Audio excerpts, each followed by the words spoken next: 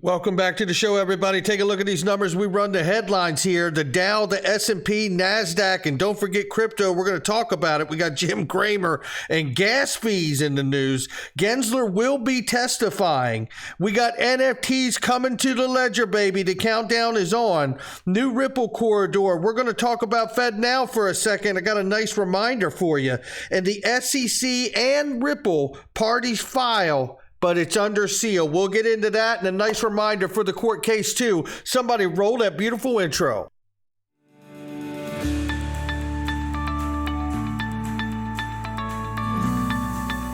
Digital Perspectives with Brad Kimes.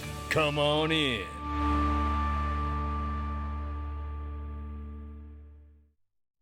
Welcome back to the show, everybody. You can follow us on TikTok, YouTube, Twitter, and Facebook at the top of the screen.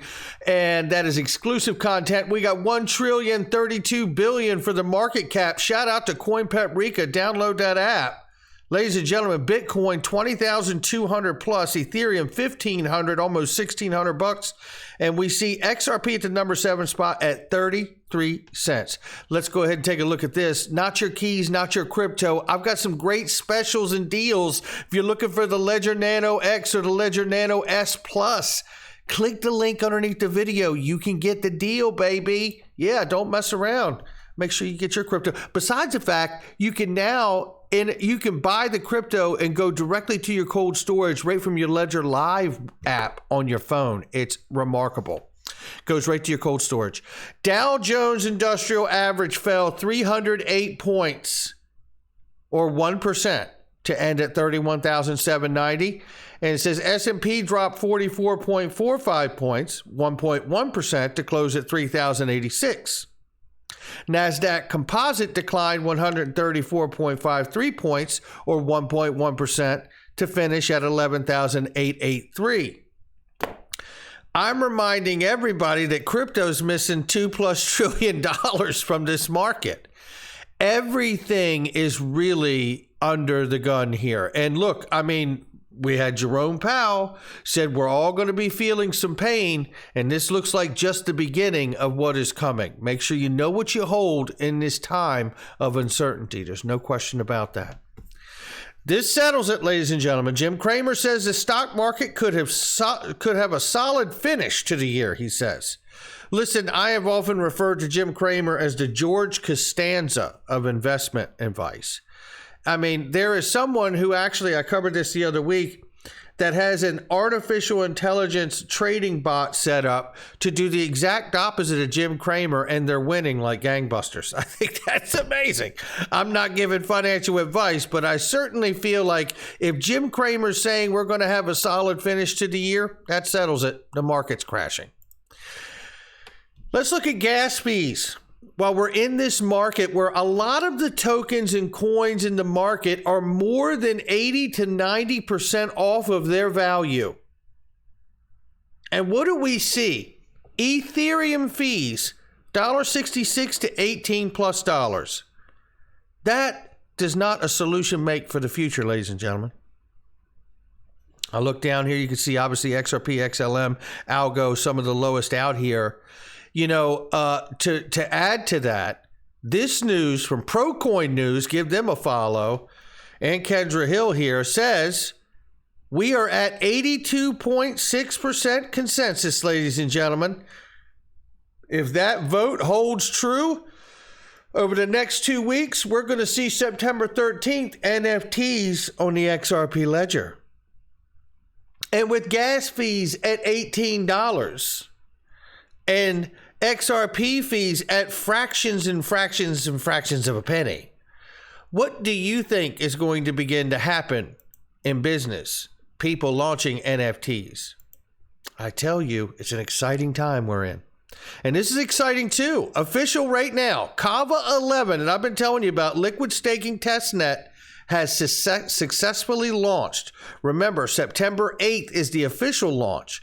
So the testnet has successfully launched. Shout out to Kava and all the hard work they're doing. They are the leader in total value locked up in smart contracts in the Cosmos ecosystem.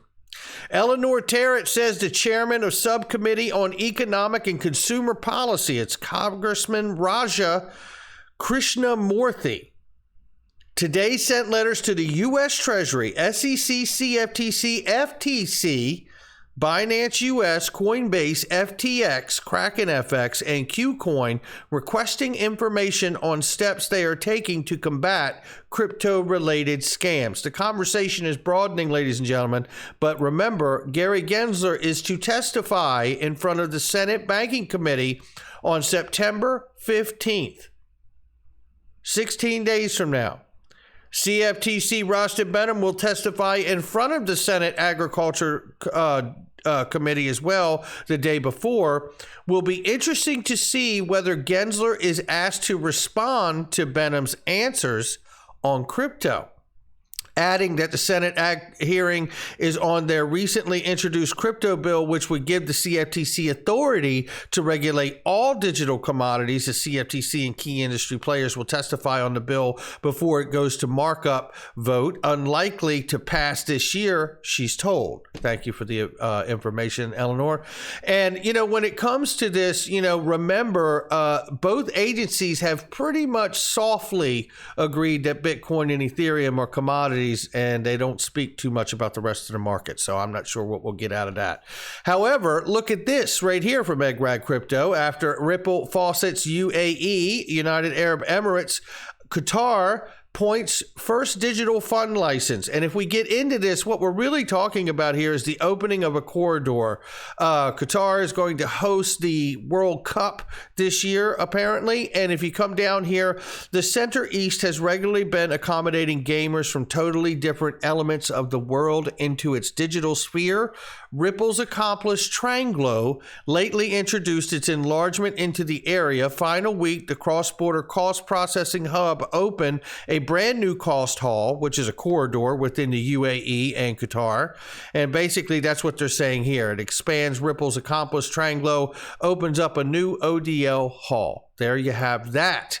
Now, remember the land deal in Colombia we were all excited about last week? Well, it's not happening, ladies and gentlemen. Let's get this page to load for us here very quickly. It may be dead on arrival. The deal was struck with the previous government and administration there in Colombia, and they were excited about it. This is not anything pointed to the technology of XRP or the ledger or anything like that. It's an ideological shift on the idea of how they're going to do land registry in Colombia because of the new administration. So we will see what's happening there. Interesting that one land deed was added to the XRP-Ledger, though, says Rathacommon. The project only got as far as adding a single deed to the ledger, and it's got the case number here if you want to check it out. So, you know, we'll see what goes on. It's obviously a great use case. It's just a different change of administration there that doesn't want to participate. So we'll see what comes of that. Now, just very quickly, I want to touch on this for a specific purpose and reminder here. The Fed now to be available mid-2023, and they are testing it starting in mid-September, this coming month. So that is really going to be a whole period between now and July of 2023 of just doing everything they want to do before really turning it on and going for it. Now, with that being said, I want to remind you of David Andolfado, which I've covered on this channel for a couple years. And he goes all the way back to the 2014 timeframe with the Fed and talking about Ripple or XRP. And I want to play this quick clip, and shout out to XRP Arabic for posting this as a reminder. And think of this when you're listening to this, that, you know, Fed now, as I've said, is a domestic system. There really isn't a need for XRP to settle domestic dollar to dollar, right?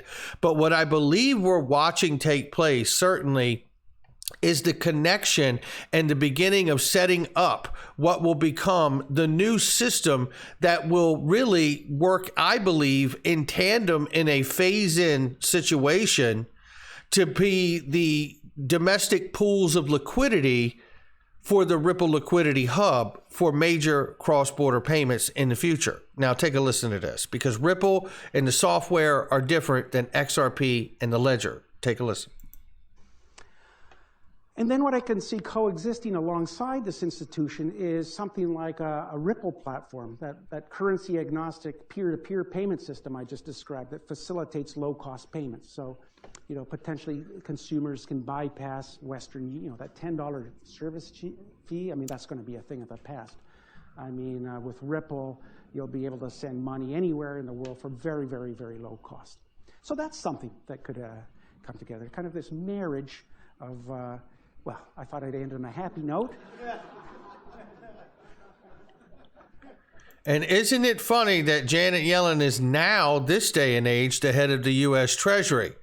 And isn't it funny that the Department of Homeland Security, Rana Syed, has said that they have interviewed the 4 people that in fact are Satoshi Nakamoto, and yet not one agency in government or Congress acknowledges that his identity is known. Their identities are known. Don't they make a lovely couple? Thank you very much. I look forward to your questions.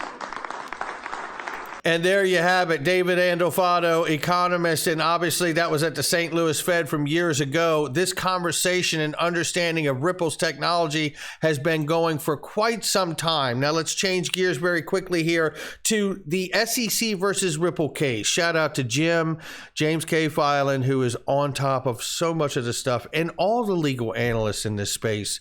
I'd be lost without him. I know that.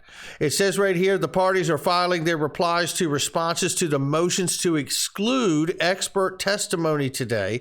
As noted below, they will be filed under seal until the sealing issues are briefed and Judge Torres decides what will be made public. So that's where we're at on the expert testimony. But as to speak to what will be made public, don't forget 2 weeks, not working weeks, 2 full weeks, 14 days from now, summary judgment filings will begin. September 13th, ladies and gentlemen. Head on a swivel. Things are moving much quicker than we believe. And then we will have the responses must be filed by October 18th.